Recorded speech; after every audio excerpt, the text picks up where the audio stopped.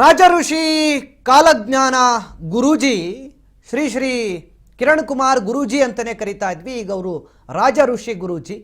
So ಅವ್ರು ಕೊಟ್ಟಂತ ಮತ್ತೊಂದು ಕಾಲಜ್ಞಾನದ ಭವಿಷ್ಯವನ್ನು ನಿಮ್ಮ ಮುಂದೆ ತರ್ತಾ ಇದ್ದೀವಿ. ಇದು ಇಡೀ ಮನುಕುಲಕ್ಕೆ, ಇಡೀ ವಿಶ್ವಕ್ಕೆ ಗುಡ್ ನ್ಯೂಸ್. ಇದೇ ಸೆಪ್ಟೆಂಬರ್ ನಂತರ ಎಲ್ಲ ಯುದ್ಧಗಳು ಕ್ಲೋಸ್ ಆಗುತ್ತೆ ಅನ್ನುವಂತ ಮುನ್ಸೂಚನೆ ಕೊಡ್ತಾ ಇದ್ದಾರೆ ಗುರೂಜಿ. ಯಾವಾಗ್ಲೂ ಗಂಡಾಂತರ ಇದೆ, ಎಚ್ಚರದಿಂದ ಇರಿ ಅಂತ ಎಚ್ಚರಿಕೆಯ ಸಂದೇಶ ಕೊಡ್ತಾ ಇದ್ರು ಕಾಲಜ್ಞಾನಿ ಗುರೂಜಿ.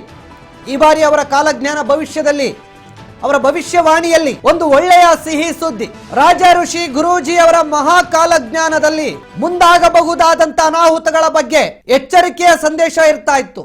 ಈಗ ಆತ್ಮವಿಶ್ವಾಸ ಇದೆ. ಎಲ್ಲ ಯುದ್ಧಗಳು ಕೂಡ ಸೆಪ್ಟೆಂಬರ್ ನಂತರ ಕ್ಲೋಸ್ ಆಗುತ್ತೆ ಅನ್ನುವಂತ ಒಂದು ಸೂಚನೆಯನ್ನ ಕೊಟ್ಟಿದ್ದಾರೆ ಅವರ ಕಾಲಜ್ಞಾನ ಭವಿಷ್ಯದಲ್ಲಿ. ಈ ವರ್ಷದ ಕೊನೆಯ ಹೊತ್ತಿಗೆ ಎಲ್ಲವೂ ಕೂಡ ಶಾಂತಿ ಆಗತ್ತೆ, ಶಾಂತವಾಗಿ ನಾವು ಬದುಕಬಹುದು, ಯಾವುದೇ ಯುದ್ಧಗಳಿಲ್ಲದೆ ಇಡೀ ಜಗತ್ತು ಶಾಂತ ರೀತಿಯಿಂದ ಇರಬಹುದು ಅಂತೇಳಿ ಅವರ ಕಾಲಜ್ಞಾನ ಭವಿಷ್ಯದಲ್ಲಿ ಇದೀಗ ಅವರಿಗೆ ಗೋಚರ ಆಗಿದೆ. ಹಾಗಾಗಿ ಕಾಲಜ್ಞಾನಿ ಗುರೂಜಿ ಅವರ ಮಹಾ ಕಾಲಜ್ಞಾನದಲ್ಲಿ ಇಂಥದ್ದೊಂದು ಒಳ್ಳೆಯ ಸುದ್ದಿ. ಎಲ್ಲ ಜನರಿಗೂ ಕೂಡ ಆತಂಕ ಇತ್ತು. ಏನಪ್ಪಾ, ಇಂಡಿಯಾ ಪಾಕಿಸ್ತಾನ ಯುದ್ಧ, ಇಸ್ರೇಲು ಇರಾನ್ ಯುದ್ಧ, ಎಲ್ಲೆಲ್ಲೋ ಏನೇನೋ ಯುದ್ಧಗಳಾಗ್ತಾ ಇದೆ, ಎಲ್ಲೆಲ್ಲೋ ಏನೇನೋ ಮಿಸೈಲ್ಗಳು ಅಟ್ಯಾಕ್ ಆಗ್ತಾ ಇದೆ, ಜನಜೀವನ ಅಲ್ಲೋಲ ಕಲ್ಲೋಲ ಆಗ್ತಾ ಇದೆ, ಮೂರನೇ ಮಹಾಯುದ್ಧ ಆಗಿಬಿಡುತ್ತೇನೋ ಅನ್ನುವಂಥ ಭೀತಿ ಶುರುವಾಗಿತ್ತು. ಈಗ ಅಂತ ಎಲ್ಲ ಊಹಾಪೋಹಗಳಿಗೆ ಕಾಲಜ್ಞಾನಿ ಗುರೂಜಿ ಅವರು ತಮ್ಮ ಭವಿಷ್ಯವಾಣಿಯಲ್ಲಿ ನುಡಿದಿದ್ದಾರೆ. ಈ ಹಿಂದೆ ಕೂಡ ಹಲವಾರು ಬಾರಿ ಅವರು ಭವಿಷ್ಯಗಳು ನುಡಿದಿದ್ರು. ಇಂಥ ಯುದ್ಧ ಸನ್ನಿವೇಶಗಳಾಗಿರ್ಬೋದು, ಅಥವಾ ವಿಮಾನ ದುರಂತ ಅಪಘಾತಗಳಾದಂಥ ಸಂದರ್ಭದಲ್ಲಿರ್ಬೋದು, ಅಥವಾ ರಾಜಕೀಯ ವಿಪ್ಲವಗಳಾಗಿರ್ಬೋದು, ಅಥವಾ ಮಳೆಯಿಂದ ಆಗ್ತಕ್ಕಂಥ ಹಾನಿ ಅನಾಹುತಗಳ ಬಗ್ಗೆ ಆಗಿರ್ಬೋದು, ಈ ಎಲ್ಲ ವಿಚಾರಗಳಿಗೆ ಸಂಬಂಧಪಟ್ಟಂತೆ ಜಲಗಂಡಾಂತರ ಇರ್ಬೋದು, ಯಾವುದೇ ರೀತಿಯ ವಿಚಾರಗಳನ್ನು ಅವರು ಆಗಾಗ ನಮ್ಮ ಮುಂದೆ ತರ್ತಾ ಇದ್ರು, ಅದರಂತೆ ನಡೀತಾ ಇತ್ತು. ಈಗ ಅವರು ಹೇಳ್ತಾ ಇರೋದೇನಂತಂದ್ರೆ, ಸೆಪ್ಟೆಂಬರ್ ನಂತರ ಎಲ್ಲ ಯುದ್ಧಗಳು ಕೂಡ ನಿಂತೋಗ್ಬಿಡುತ್ತೆ, ಮೂರನೇ ಮಹಾಯುದ್ಧ ಆಗತ್ತೆ ಅನ್ನುವಂಥ ಭಯದಲ್ಲಿ ಜನ ಇದ್ರಲ್ಲ, ಆ ಭಯದಲ್ಲಿ ಇರಬೇಕಾಗಿಲ್ಲ ಅಂತೇಳಿ ಅವರ ಭವಿಷ್ಯವಾಣಿಯ ಮೂಲಕ ಅವರು ಇವಾಗ ಮತ್ತೊಂದು ಭವಿಷ್ಯವನ್ನು ನುಡಿದಿದ್ದಾರೆ. ಇದಂತೂ ಇಡೀ ವಿಶ್ವಕ್ಕೆ ಒಂದು ಸಿಹಿ ಸುದ್ದಿ. ಹಾಗಾದ್ರೆ ಗುರೂಜಿ ಏನು ಹೇಳಿದ್ರು, ರಾಜ ಋಷಿ ಗುರೂಜಿ, ಕೇಳೋಣ.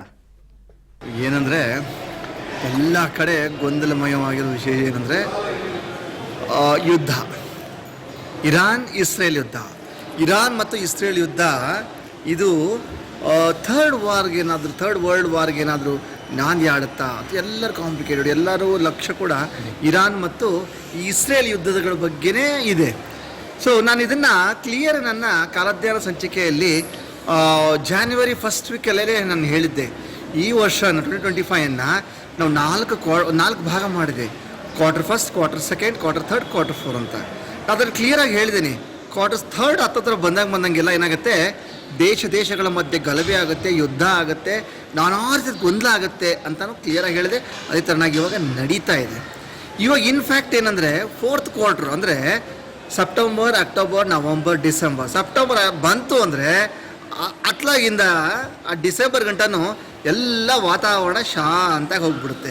ಇವಾಗ ಏನು ನೋಡ್ತಿದ್ದಾರೆ, ಈ ಗಲಭೆ ವಾತಾವರಣ, ಯುದ್ಧದ ವಾತಾವರಣ, ಒಂದು ದೇಶಗಳ ಮಧ್ಯೆ ಯುದ್ಧ, ಜನಗಳಲ್ಲಿ ಏನು ಭಯ ಅಂದರೆ, ಅದು ಅಷ್ಟು ವಾರ ಆಯಿತು, ಅಷ್ಟು ಮಿಸೈಲ್ ಆಯಿತು, ಅಷ್ಟು ಬಾಂಬ್ಗಳದು, ಇದೇನು ಮೂರನೇ ಮಹಾಯುದ್ಧ, ಥರ್ಡ್ ವರ್ಲ್ಡ್ ವಾರ್ಗೆ ಏನಾದರೂ ನಾಂದಿ ಆಡುತ್ತಾ ಅಂತ ಇವಾಗ ನೋಡ್ಬೋದು.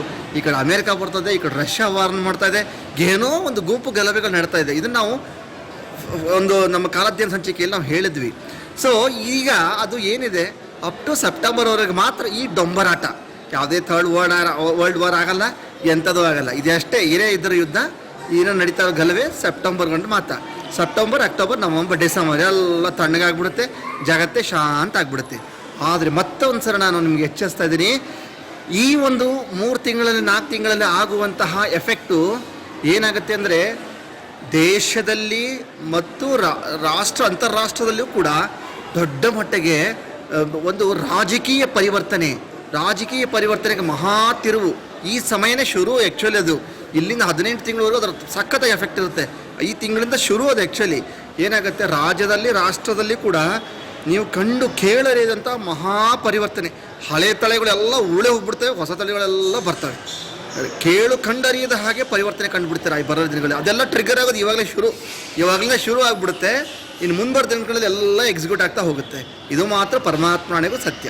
ಸೊ ಈಗ ನಾನು ಏನು ಹೇಳೋದಂದ್ರೆ, ಎಲ್ಲ ವೀಕ್ಷಕರಿಗೂ ಇವಾಗ ನಡೀತಾ ಇರೋದು ಡೊಂಬರಾಟ ಕೇವಲ ಇನ್ನೂ 2 ತಿಂಗಳು 3 ತಿಂಗಳು ಮಾತ್ರ. ಅದಾದ್ರೆ ಮುಗಿದೋಯ್ತು, ಎಲ್ಲ ಶಾಂತ ಆಗುತ್ತೆ, ಯಾವುದೇ ಯುದ್ಧ ಇರಲ್ಲ, ಎಂಥದಿರಲ್ಲ. ಆದರೆ ರಾಜಕೀಯದಲ್ಲಿ ಮಹತ್ತರ ಬದಲಾವಣೆ ಕಾಣುತ್ತೆ.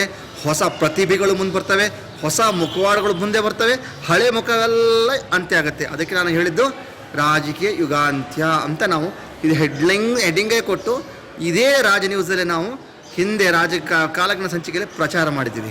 ಸೊ ಇಷ್ಟೇ ನಾನು ಹೇಳೋದು. ಯಾರೂ ಒಂದು ಹೆದರ್ಕೊಳ್ಳುವಂಥದ್ದು ಅವಶ್ಯಕತೆಯೂ ಇಲ್ಲ. ಇದು ನಡೀತಾ ಇರುವಂಥದ್ದು ಕೇವಲ 2 ತಿಂಗಳು 3 ತಿಂಗಳು ಮಾತ್ರ. ಸೆಪ್ಟೆಂಬರಿಂದ ಆಚೆ ಎಲ್ಲ ಕೂಡ ಶಾಂತವಾಗಿ ಹೋಗುತ್ತೆ ವಾತಾವರಣ. ಆದರೆ ರಾಜಕೀಯದಲ್ಲಿ ಮಹತ್ತರವಾದ ಬದಲಾವಣೆ ನೀವು ಕಂಡೇ ಕಾಣ್ತೀರ. ಇನ್ನೂ ವಿಶೇಷಪ್ಪ ಏನಪ್ಪ ಅಂತಂದರೆ, ಎಲ್ಲರೂ ಕೇಳ್ತಾ ಇರೋದು ಏನಂತಂದರೆ, ಈಗ ಎಲ್ಲರಿಗೂ ಕೂಡ ಆರ್ಥಿಕ ಬಿಕ್ಕಟ್ಟಿದೆ, ಆರ್ಥಿಕ ಮುಗ್ಗಟ್ಟಿದೆ. ಇದೇನಾಗ್ತದೆ, ಈ ಒಂದು ಜಗತ್ತಲ್ಲಿ ನಡೀತಾ ಇರುವಂತಹ ಯುದ್ಧ ಭೀತಿಗಳು ಮತ್ತು ಗ್ರಹಗಳ ಯುತಿಯಿಂದ ಒಂದು ಆರ್ಥಿಕತೆ ಅನ್ನೋದು ಸ್ತಬ್ಧ ಆಗಿಬಿಟ್ಟಿದೆ. ಎಲ್ಲರ ಮನೆಯಲ್ಲಿ ನೋಡ್ರಿ ಎಲ್ಲರಿಗೂ ಲೋನು, ಇನ್ಕ್ಲೂಡಿಂಗ್ ನಂದು ಕೂಡ ಲೋನೇ. ಎಲ್ಲರಿಗೂ ಲೋನು, ಎಲ್ಲರ ಮನೆಯಲ್ಲಿ ಲೋನು. ಯಾರಿಗೂ ದುಡ್ಡು ಕಾಸು ಇಟ್ಕೊಂಡು ಕೂತ್ಕೊಂಡಂಥವ್ರೆ ತುಂಬ ರೇರು. ಏನಾಗುತ್ತೆ, ಬರಲಿರೋ ಸೆಪ್ಟೆಂಬರ್ ನಂತರ ಇದೆಲ್ಲ ಫೈನಾನ್ಸ್ ಸಿಚುವೇಶನ್ನು ಸ್ವಲ್ಪ ಮಟ್ಟಿಗೆ ತಿಳಿಯಾಗ್ತಾ ಬರ್ತಾ ಹೋಗುತ್ತೆ. ದೊಡ್ಡ ಮಟ್ಟಿಗೆ ತಿಳಿಯಾಗಲ್ಲ, ಸ್ವಲ್ಪ ಮಟ್ಟಿಗೆ ಒಂದು ತಿಳಿಯಾಗ್ತಾ ಬರುತ್ತೆ. ಹಾಗಾಗಿ ಇವಾಗ ಏನು ಆರ್ಥಿಕ ಮುಗ್ಗಟ್ಟು ಒಂದು ಜನ ಓಡಾಡ್ತಿದಾರೋ, ಆ ಪೂಜೆ ಈ ಪೂಜೆ ಅಲ್ಲಿ ಇಲ್ಲಿ ಅದು ಏನು ಓಡಾಡ್ತಿದಾರೋ ಅವರೆಲ್ಲರೂ ಕೂಡ ಸೆಪ್ಟೆಂಬರ್ವರೆಗೂ ಸ್ವಲ್ಪ ಶಾಂತತೆಯಿಂದಿದ್ದು ತಾವು ಬರಲಿರುವಂಥ ಗ್ರಹಗಳು ಸರಿಬೇಕು. ಆ ಗ್ರಹಗಳು ಆಟೋಮೆಟಿಕ್ಕಾಗಿ ಸರಿದಾಗ ಈ ಆರ್ಥಿಕ ಮುಗ್ಗಟ್ಟು ಅನ್ನೋದು ತನ್ನಿಂದ ತಾನಾಗೆ ಕಳ್ಚ್ಕೊಳ್ಳೋದು ಶುರು ಆಗ್ಬಿಡುತ್ತೆ. ಮತ್ತು ಫೈನಲ್ ಸ್ಟೇಟಸ್ಸು ಅಷ್ಟು ದೊಡ್ಡ ಮಟ್ಟಕ್ಕೆ ಬರೋಲ್ಲ, ರಿಸೆಷನ್ ಇದೇ ಇರುತ್ತೆ. ಬಟ್ ಏನೋ ಒಂದು ಇದ್ದ ಮಟ್ಟಿಗೆ ತಕ್ಕ ಮಟ್ಟಿಗೆ ಒಂದು ಉತ್ತಮ ಸ್ಥಿತಿಯಲ್ಲಿ ಇದು ಬರ್ತಾ ಇರುತ್ತೆ. ಸೊ ಇಷ್ಟು ಹೇಳುತ್ತಾ ಇವತ್ತಿನ ಕಿರುಸಂಚಿಗೆ ಅಲ್ಪ ವಿರಾಮ ಮಾಡ್ತಿದ್ದೀನಿ. ಸರ್ವೇ ಜನ ಸುಖಿನೋ ಭವಂತು. ಏನಂದರೆ ಎಲ್ಲ ಕಡೆ ಗೊಂದಲಮಯವಾಗಿರೋ ವಿಷಯ ಏನಂದರೆ ಯುದ್ಧ, ಇರಾನ್ ಇಸ್ರೇಲ್ ಯುದ್ಧ. ಇರಾನ್